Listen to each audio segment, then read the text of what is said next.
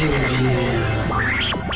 here at a Activision Press event, and I'm here with Neversoft's Brian Bright, and we're talking about Tony Hawk's Proving Ground. Brian, how are you doing? Doing all right. Good, man. So another Tony Hawk game, but this one's got a whole ton of new stuff in it. From a high level, what are we talking about that's new in this game? Where do we start, first of all?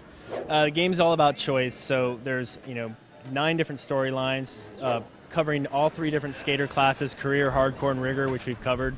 There's a video editor, there's the ability to jump back and forth between single player and multiplayer online at any point in the game, and there's a skate lounge, which is like the ultimate creative skate park pad that you've got. So, ton of stuff. Yeah, there's a ton of stuff that you can do in this game, but one of the things that we haven't seen much of today and you're showing off is online. Tell me about the online, what you can do and how it works. Yeah, well, the game's about building up your skater. So your skater has different abilities, different stats, different styles. It'll look different. It'll be by different sponsors, and you want to show that off. You want to go online and show that off. So at any point in time, you can just hit the pause menu, go to Xbox Live or PS3 Online, and then either host an online game or search for an online game in any of the 3 cities: Philly, Baltimore, or Washington, or the entire world, or people's skate lounges. You can jump online. If you're playing a ranked game, you can wager for cash. You can say, all right, it's $500 to enter my game. Who wants to join me? Come on. People join. Yeah, bring it. People come in, and then you take all their money, bring it back into your single player game. Now your net worth has increased. You can go up the leaderboards as far as the highest earning skater, and you can use that cash to buy all kinds of stuff, from new pieces for your skate lounge, new clothes for your skater, new visual effects for the video editor, all kinds of stuff. And so what are you betting on? Are you betting on high scores for challenges and things like that? Well, we have a lot of different game types. So there's a lot of the standard game types we've had, like graffiti and combo mambo, walls, which we introduced last year. And then we have some new types, like nail the trick, which basically allows the online players to actually set a starting point and a kicker. And like we're going to do H. It's a horse game. Nail the trick. Off of that kicker is H. This kicker's O. Or skate the line. Like you can actually use a cursor and select the line that you want to skate. And like, all right, everyone's got to skate this line, for H. And so we have a lot of new game types like that allow you to really even be creative in defining what the online game is. And it's interesting to me that you can actually skate in each other's skate lounges, so there's a lot of customization there, right? Yeah, totally. The skate lounge is super customizable. It's like a visual representation of both your progress through the game and how you wanted to customize it and personalize it. You can put videos up on the walls.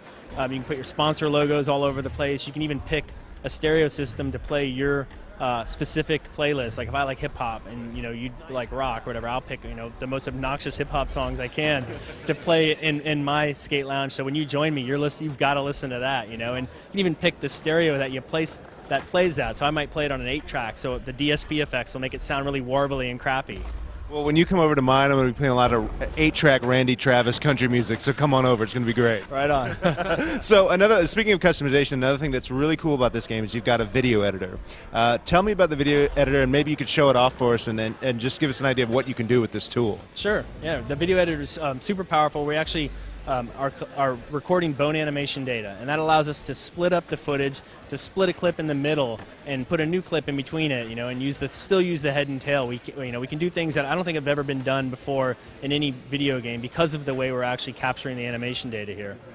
We've got the ability to put almost unlimited amount of clips in the video editor. I think there's like 20 to 30 different clips you can put in a 2-minute piece. So that's way more than enough. Clips are 30 seconds long, but the piece can be up to 2 minutes.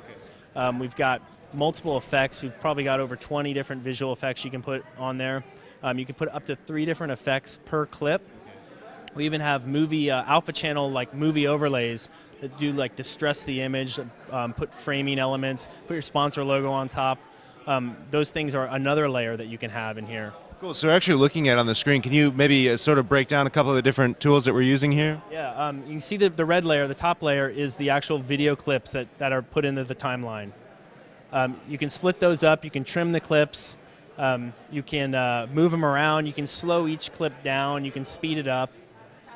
You can preview this at any time. Right now he's jogging through with the right analog stick, and that's fully analog, so you can go slow or fast or have full control over how quickly you want to jog through to find your edit point. The green line are video effects. So you see as fisheye lens or depth of field.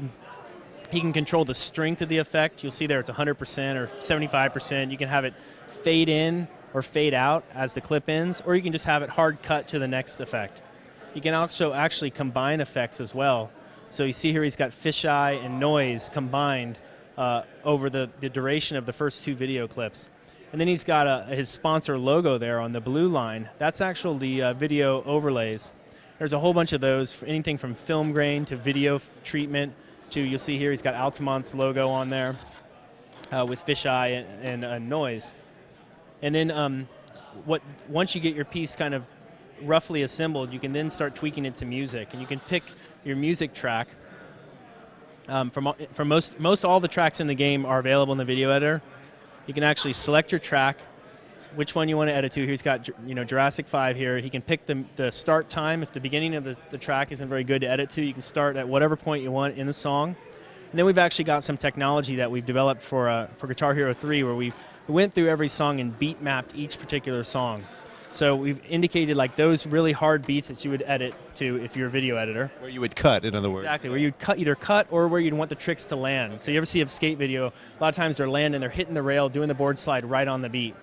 So you actually get bonus points if you do those, if you actually are in sync with the song, either your edits or the tricks that you perform. So your videos are actually scored based on how efficiently you use effects, your camera placements, how well you've edited to the music, how well you've landed your tricks to the music, and obviously how big the tricks are.